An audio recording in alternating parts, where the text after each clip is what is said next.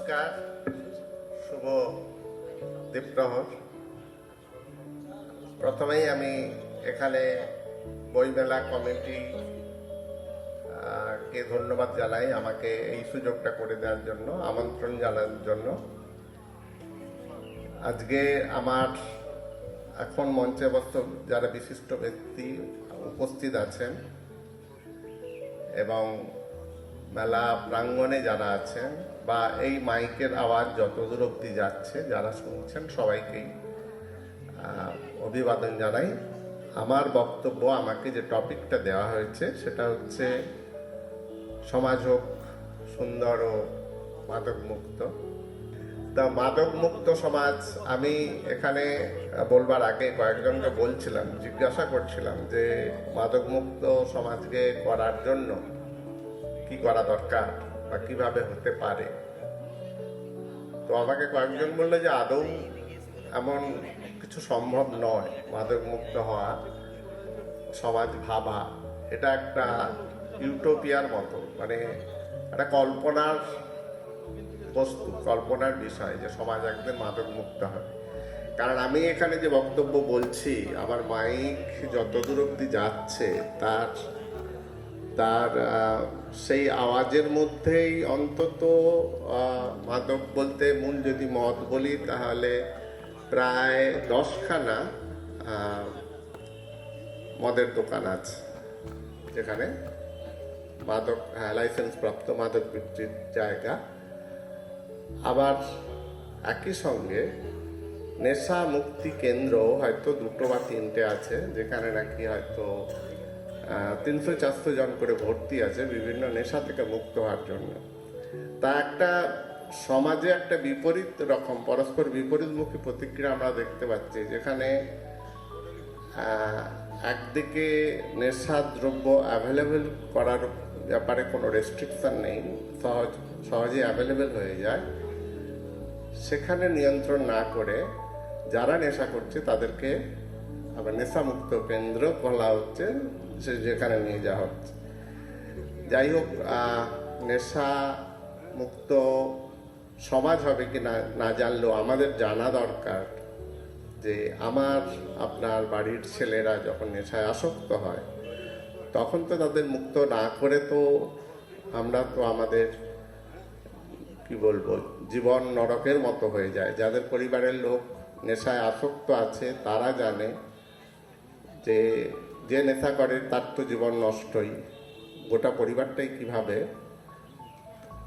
তাদের সর্বাঙ্গীনভাবে কিভাবে নিঃস্ব হয়ে যায় সেটা তারা জানেন। তাহলে তাদের কথা ভেবে নেশামুক্ত করার দরকার। আমাকে অনেকে বলেন সকাল থেকে রাত অবধি আমার পেশা হচ্ছে নেশামুক্ত করা। তো অনেকে বলে এভাবে কি সম্ভব? আমি সেটাই করি, যে নেশামুক্ত করা এ তো কেমন যেন একটা ফুটো পাত্রে জল ঢেলে যাওয়া, জলের ফুটোটা বন্ধ না করে অকারণে জল ভরবার চেষ্টা করছি কেন? এ প্রশ্নের উত্তর আমার জানা নেই। আমি আমার ভূমিকা করি, বাকিদের ভূমিকা সম্বন্ধে বলতে পারি, আলোচনা করতে পারি, সেমিনার হতে পারে। আমাদের সবাই জানি যে কিভাবে সমাধান বাস্তবায়িত হবে কিনা হবে, সবটাই তো আমাদের হাতে না, সেটা নিয়েও আলোচনা হবে। আরেকটি প্রশ্ন একজন বলল যে মাদক নেননি এরকম লোক কি বর্তমানে কেউ আছে? যদি কেউ সেরকম লোক না থাকে তাহলে কার সঙ্গে আপনি আলোচনা করবেন? এইখানেই বলি, নেশা কিন্তু আমাদের সামাজিকভাবেও কিছু কিছু নেশা সমাজ স্বীকৃতভাবে আছে, যেমন চা খাওয়া, পান খাওয়া, স্মোকটাকেও অনেক সময় সমাজের স্বীকৃতভাবে ধরা হয়, এবং উৎসব অনুষ্ঠানে মদ্যপান বা সিদ্ধিপান এটাও কিন্তু সমাজে স্বীকৃত। কিন্তু এইগুলোকে নিয়ে আমরা মানসিক রোগী বা মাদকাসক্ত বলতে পারি না। মাদকাসক্ত বলতে গেলে কিন্তু তাকে নিয়মিত যারা গ্রহণ করে, উৎসব অনুষ্ঠান ছাড়াও বা মাত্রাতিরিক্তভাবে যারা করে তাদেরকে বলা হয়। সুতরাং এই দুটোর মধ্যে একটা ভেদ আছে, যে উৎসব অনুষ্ঠানের দিন, বিজয়ার দিনে, পিকনিকের দিনে আমরা সবাই মাদক নিয়েছি, অ্যালকোহল নিয়েছি, কিংবা চা খেয়েছি, পান খেয়েছি, সিগারেট খেয়েছি, মানে আমরা মাদকাসক্ত না। নিয়মিত যারা নিচ্ছে তাদেরকে বলা হয়। এছাড়াও দুটো টার্ম আমরা মেডিকেলি বলি যে কাকে বলবো মাদকাসক্ত। অ্যাডিক্ট বলি আমরা, অ্যালকোহল অ্যাডিক্ট কাকে বলবো। অ্যাকচুয়ালি নেশার কোনো দ্রব্য মানুষ নিলে একটা ইউফোরিয়া বা একটা রিল্যাক্স ফিল হয়, আহা ফিল হয় একটা। তো সেই ফিলটা পেতে ধরা যাক মদ দিয়ে যদি বলি এক পেগ খেলেই যার এফেক্ট হবে, পরবর্তীকালে দেখা যায় সে যদি ওই এফেক্টটা পেতেই তার 1 মাস 2 মাস পরে 2 পেগ নিতে হবে, না হলে সেই এফেক্টটা হবে না, পাবে না। এবং 6 মাস 1 বছর পরে তাকে 3 পেগ নিতে হবে, তবে সে সেই একই এফেক্টটা পাবে। এই যে জিনিসটা, এটাকে বলে টলারেন্স। আমাদের বডিতে আমরা যখন কোনো সাবস্টেন্স নেই, যেগুলোকে আমরা মাদক বলি, সেগুলো যে নিউরো ট্রান্সমিটার রিসেপ্টরের উপর কাজ করে, সেগুলো টলারেন্স ডেভেলপ করে ওই সাবস্টেন্সের উপরে। ফলে আমাদের একই এফেক্ট পেতে ডবল বা ট্রিপল ডোজ নিতে হয়। তা এটাকে বলে টলারেন্স। এই টলারেন্সটা টলারেন্সটা হওয়া দরকার মাদকাসক্ত বলার জন্য, 1 নম্বর। দ্বিতীয় কথা হলো যে there is a urge to increase the dose. যে ডোজটা আমি খাই সেটার থেকে বাড়াবার প্রবণতা।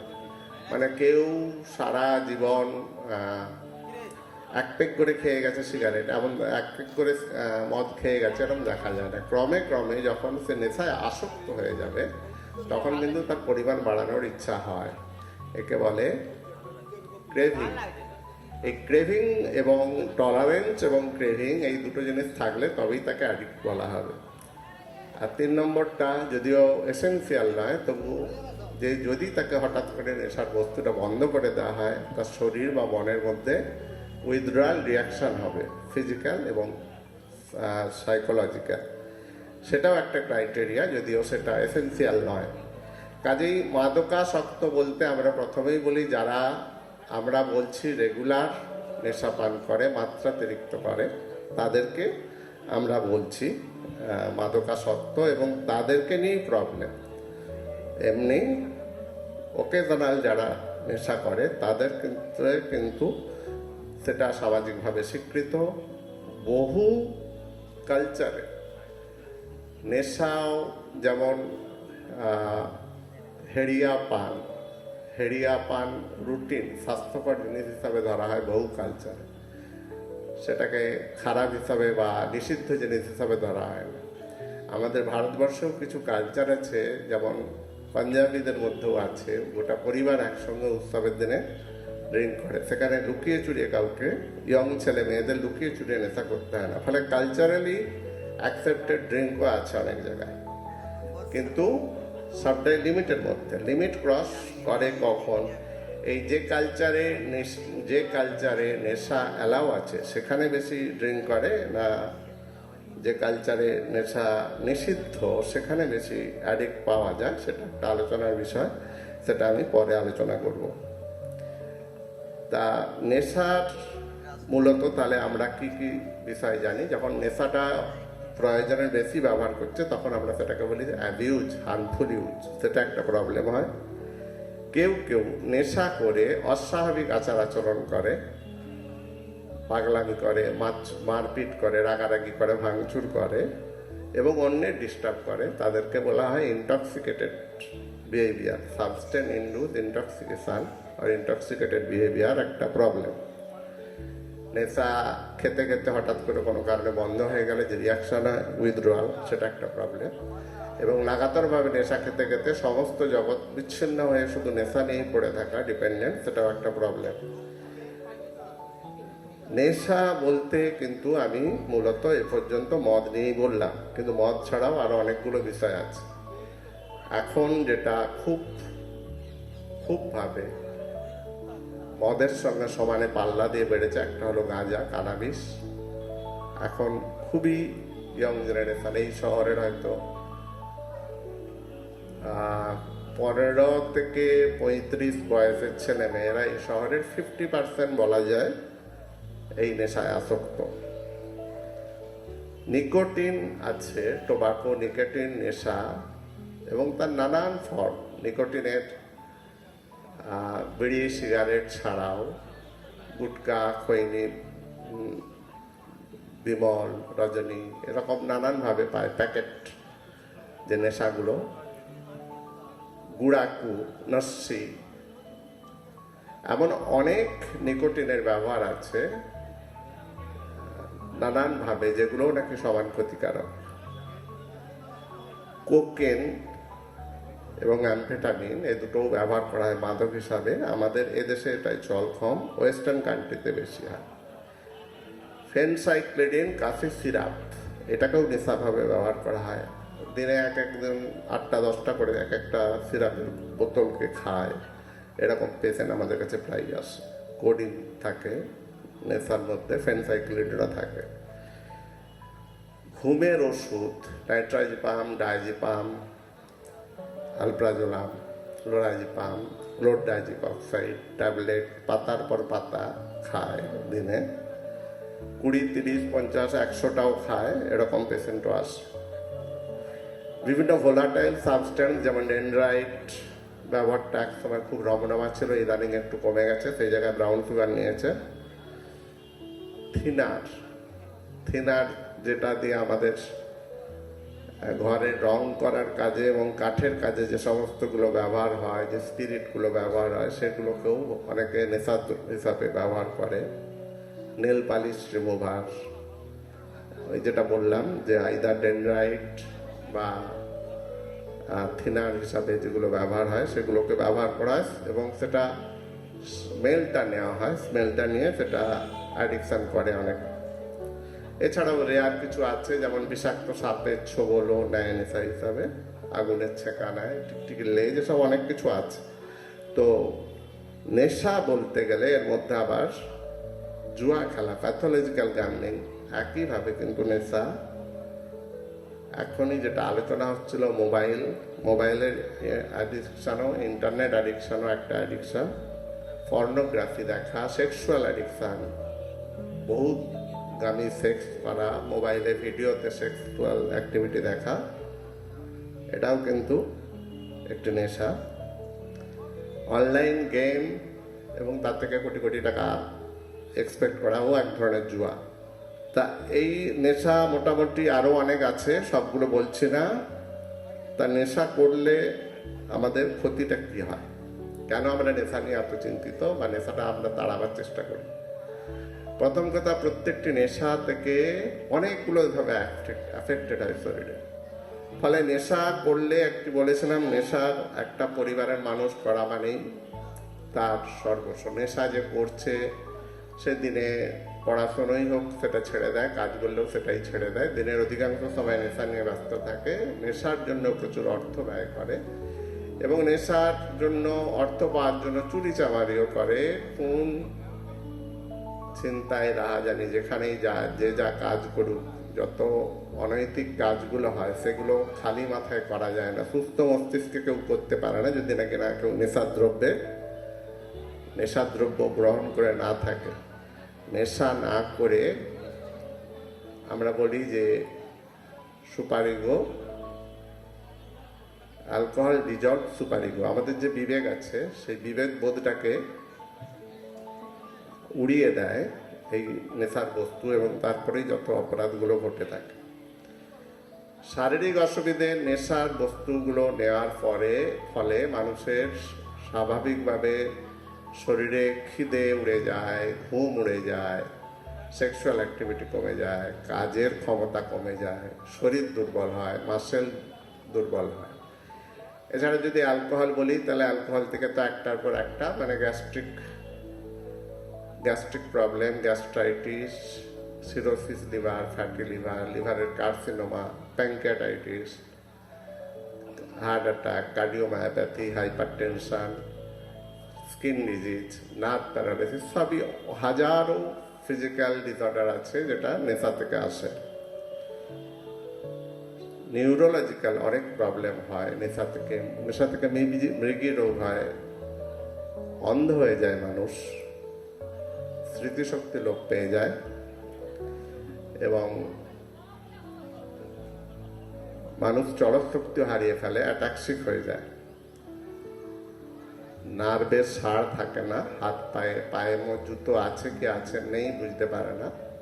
এই ধরনের পেশেন্ট আমরা রাস্তাঘাটে প্রায়ই দেখি যে বহু অ্যালকোহলিক নেশা করে পড়ে আছে, তার পায়ে জুতো, এক পায়ে জুতো আছে এক পায়ে নেই, মাথায় হেলমেটটাও নেই, পরনে কি আছে বা নেই সেই হুঁশটাও চলে যায় নেশার ফলে, পায়ের নার্ভগুলো প্যারালাইসিস হয়ে যায়। এছাড়া অনেক রকমের মানসিক রোগ হয়, নেশা করতে করতে বন্ধ করলে উইথড্রয়াল সিমটম হয়, তাতে ডিলিরিয়াম হয়, ভুল বকা, অস্বাভাবিক আচার আচরণ, হ্যালুসিনেশন হয়, সন্দেহ রোগ হয়, স্ত্রী বাকে সন্দেহ করা বা স্বামীকে সন্দেহ করা যে অন্য কারোর সঙ্গে সম্পর্ক আছে।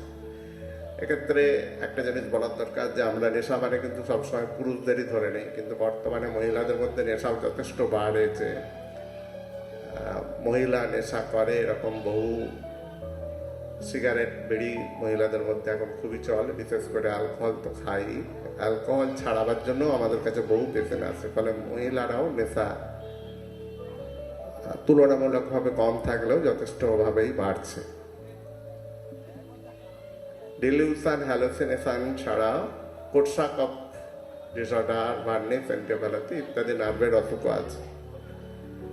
নেশা করার ফলে প্রায় স্বামী স্ত্রীর মধ্যে ঝগড়াঝাটি হয়, অশান্তি হয়, মানসিক শান্তি থাকে না, নেশায় যৌন ক্ষমতা হ্রাস পায়, ফলে সন্দেহ রোগ বাড়ে। যেহেতু তার যৌন ক্ষমতা কমে গেছে, ফলে মনে করে যে স্ত্রী অন্য কারোর সঙ্গে সম্পর্ক আছে। এটা একটা কমন সাইকোলজিক্যাল রিয়াকশন হিসাবেই হয়। নেশা করার ফলে সামাজিক পরিবারে অন্য কেউ পড়াশুনো করছে, বাচ্চারা, তা বাবা যদি মদ খেয়ে এসে মাতলামো করে, ফলে বাবার সঙ্গে ঝগড়া হয়, তো পরিবারে পড়াশোনারও ক্ষতি হয়। পারিবারিক একটা যে রেসপেক্টের ব্যাপার আছে, বাড়ির বাবা মানে একটা শ্রদ্ধেয় ব্যক্তি, আর্নিং মেম্বার, সে যদি মাতাল হয় তাহলে ছেলে মেয়ে তারপর রেসপেক্ট থাকে না, ফলে ছেলের ফ্যামিলির একটা যে স্ট্রাকচার থাকে, একটা ইউনিট থাকে, সে বাবা আর্নিং হেড, ফ্যামিলির হেড, সেটা থাকে না তখন। এরকমই একটা পরিবর্তন হয়, যাতে কিন্তু সংসারের অনেক গুরুত্বপূর্ণ ডিসিশনও নেওয়া হয় না।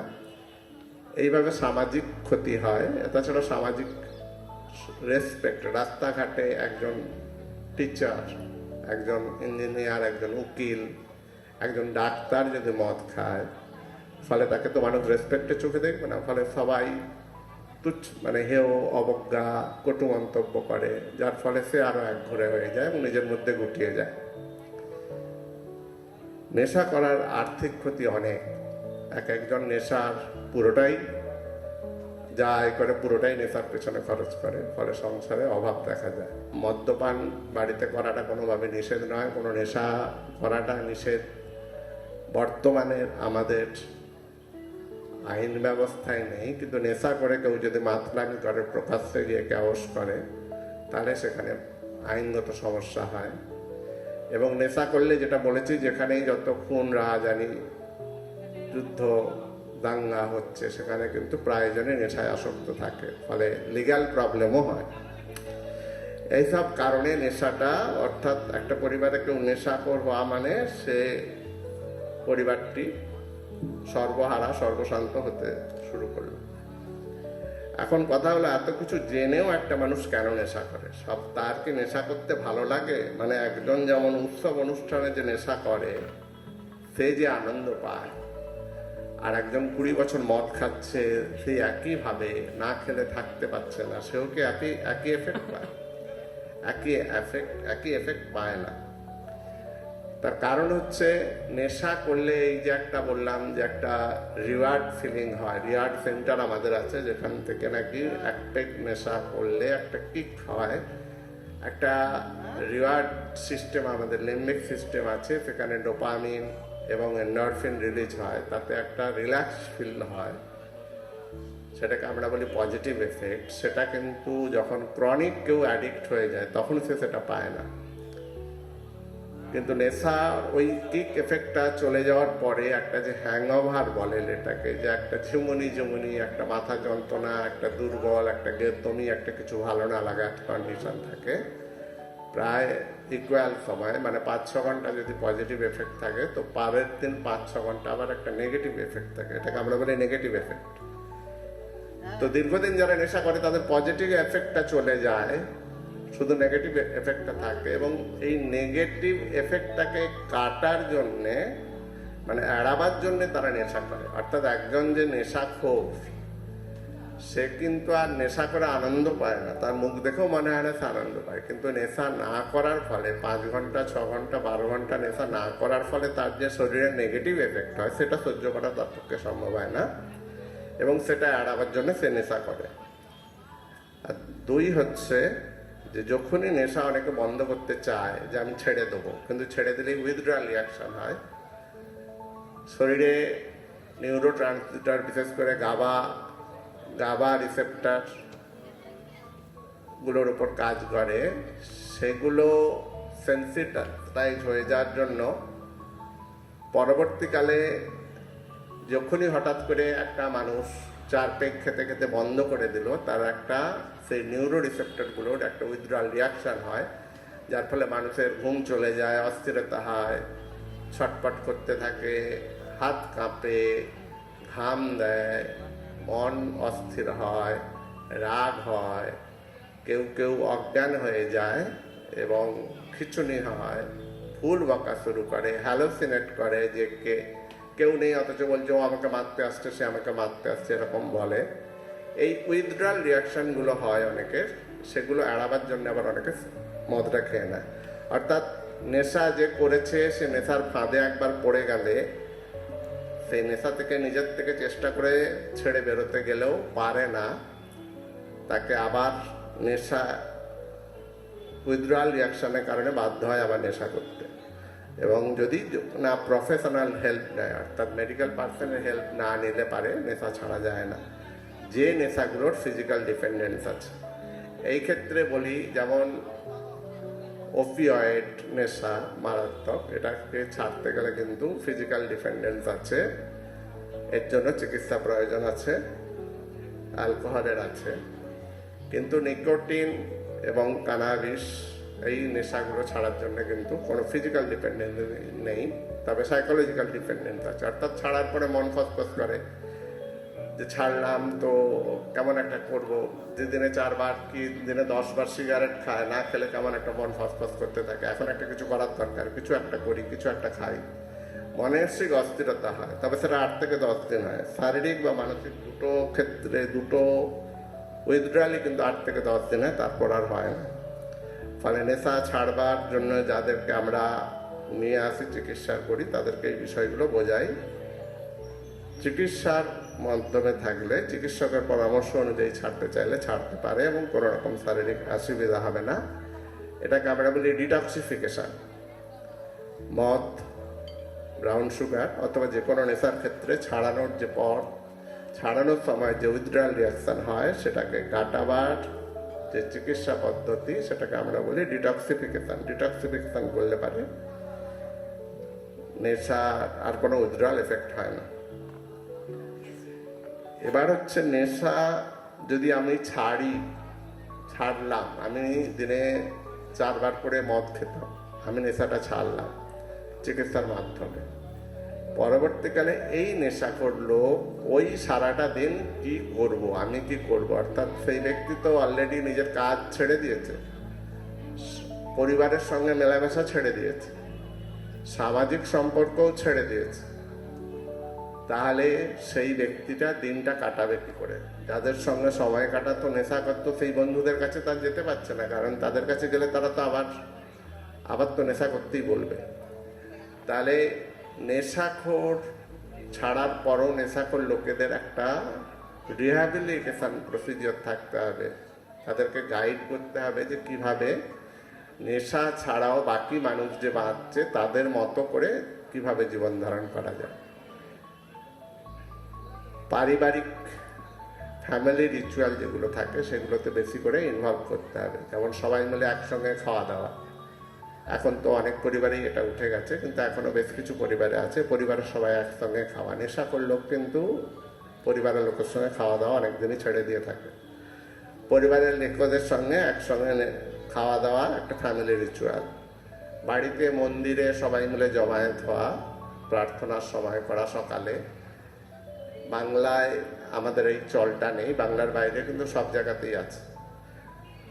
আমাদের বাঙালিদের মধ্যে যা কিছু ধর্মাচরণ, বিশেষ করে হিন্দুদের, সবটাই হচ্ছে মহিলারা করে, পুরুষদের জন্য কোনো ধার্মিক আচরণ নেই, যেটা নাকি উল্টো। বাংলার বাইরে সবটাই উল্টো। সেটার একটা ব্যাখ্যা আছে, নবজাগরণ, কমিউনিস্ট আন্দোলন, অনেক কিছু ব্যাপার আছে, ব্রাহ্মধর্ম, একেশ্বরবাদ ইত্যাদি, সেগুলো আজকের আলোচনার বিষয় না।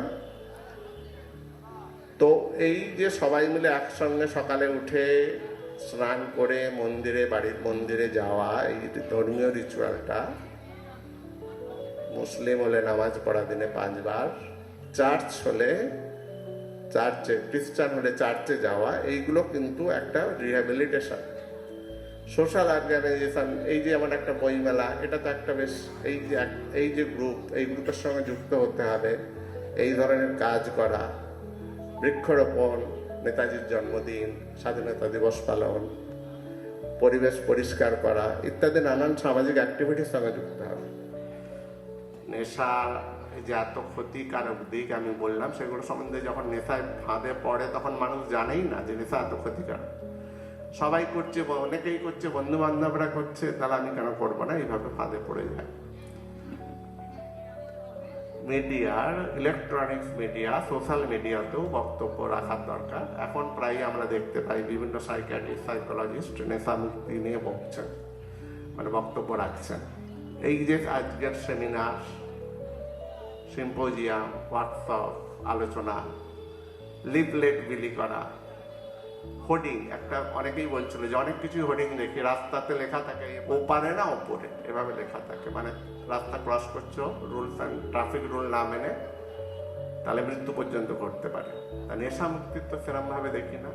হ্যাঁ, সিগারেটের ওপরে যেখানে হেডিং দেওয়া থাকে, খুব ছোট করে লেখা থাকে যে সিগারেট খেলে পারে ক্যান্সার হয় ইত্যাদি। মদের ক্ষেত্রে তো কোথাও কোনো রকম রেগুলেশন কিছু লেখা থাকে না, কোনো নিষেধাজ্ঞা কিছু দেওয়া থাকে না। পাবলিক অ্যাওয়ারনেস বাড়াতে গেলে কিন্তু সরকারি, বেসরকারি, এনজিও সবাইকে এগিয়ে আসতে হবে, এবং সচেতনতাটা একদম তৃণমূল স্তর অব্দি যেতে হবে, পরিবারের অন্দরে যেতে হবে, এবং সব থেকে বেশি সচেতনতা হবে অভিভাবকদের। একটা জিনিস সবকিছুতে, নেশা ছাড়ানোর থেকে কিন্তু নেশা রোধ করা সহজ। সব কিছু ক্ষেত্রে আমরা মেডিকেল সায়েন্সে বলি প্রিভেনশন ইজ বেটার দ্যান কিউর। ফলে নেশায়, আমার বাড়ির ইয়ং ছেলে মেয়ে যারা নেশায় আসক্ত হওয়ার বয়স, সে সবাই নেশায় যাতে আসক্ত না হয়, সেই সবে দিকে নজর রাখতে হবে। বিশ্বাস করলে চলবে না। স্কুল, কলেজ, ইউনিভার্সিটি এখন নেশায় ভর্তি। ইঞ্জিনিয়ারিং কলেজে একটি ছেলে রাস্তায় দেখা হলো, তাকে বললাম যে তোমার কলেজে কটা ছেলে, 100 জনের কজন ছেলে গাঁজা খায়? বললো 100। আমি বললাম ব্রাউন সুগার কত খায়? বললো 80 মতো। আমি বললো মদ কত খায়? বললো 90। তো বিড়ি সিগারেট বললো 100। তো এটা হচ্ছে ট্রেন। একটা আমি যখন টেকনিক্যাল, একটা এইচএস এর পরে একটা কোনো ইনস্টিটিউটে গেছি, একটা হোস্টেলে গেছি, একটা মেসে গেছি, মানে নেশা করবো, যেন ওগুলো নেশা করারই ডিগ্রি পাওয়ার জন্যই গিয়েছে সব। এই পরিস্থিতি, একটা ছেলে নেশা করব, নর্ম বলে একটা কথা আছে, যে আমরা কাকে নর্মাল বলি, অ্যাভারেজ পিপল যেটা করে সেটাকে আমরা নর্মাল বলি। তো একটা ছেলে যদি দেখে তার আশপাশে সবাই নেশা করছে, গাঁজা খাচ্ছে, তাহলে সে গাঁজা খাওয়াটাই নর্মাল জানবে। গাঁজা যে খাওয়া উচিত নয়, গাঁজা যে নেশার বস্তু, সেটাকেই বলবে তাকে, সেটাও জানাবার দরকার আছে। অনেক সময় একজন বলল টিভিতে, যে টিভিতে যদি সেলিব্রিটিরা এভাবে বিজ্ঞাপন দেয় যে পান পরাগ খাও, রজনীগন্ধা খাও, বড় বড় ফিল্ম স্টাররা দেখা যাচ্ছে বিজ্ঞাপন দিচ্ছে, প্রমোট করছে, তাহলে কি করে মানুষ সেই নেশাটা না করার দিকে নজর দেবে? সেগুলো বন্ধ হওয়া উচিত। একটা যখন সিনেমা চলে, সেখানে নেশা জিনিস রেস্ট্রিকশন আছে। নেশা কখনো সিগারেট ধরালে লিখে দেয় যে cigarette kills, smoking kills a person, কিন্তু এক একটা ডিটেকটিভ সিনেমায় তো দেখি প্রতি সিনেই একটা করে সিগারেট ধরাচ্ছে, যেন সিগারেট ছাড়া কোনো কিছু চিন্তাই করা যায় না। এতগুলো সিগারেট খাওয়া গল্পে লেখা ছিল কিনা জানি না, ফেলুদা ব্যোমকেশ দেখতে গেলাম, দেখি কথায় কথায় সিগারেট। এগুলো বন্ধ হওয়া উচিত। নাটক হয় আমাদের তমলুকে, নাটকের হলে প্রেক্ষাগৃহে কারোর সিগারেট খাওয়া চলে না, স্মোকিং নিষিদ্ধ, যারা স্মোক করে বাইরে করে। কিন্তু নাটকের অভিনেতা, একটা নাটকে 4 জন মন স্টার ছিল, ফিল্ম স্টার, পুরো নাটক জুড়ে প্রায় 48খানা সিগারেট খেলো। এত সিগারেট খাওয়াটা তো নাটকের প্রয়োজনে ছিল কিনা জানি না, কিন্তু হলের ভেতরে বদ্ধ করে নাটকে করছে, সিগারেট খাচ্ছে, এগুলোও বন্ধ হওয়া উচিত। রোল মডেল, আমার চারপাশের লোক যদি সিগারেট নেশা করে থাকে, নেশা না করা লোক যদি সমাজে না থাকে, তাহলে আমি নেশা মুক্ত হওয়ার রোল মডেল কোথায় পাবো? এই রোল মডেলগুলো থাকার দরকার আছে।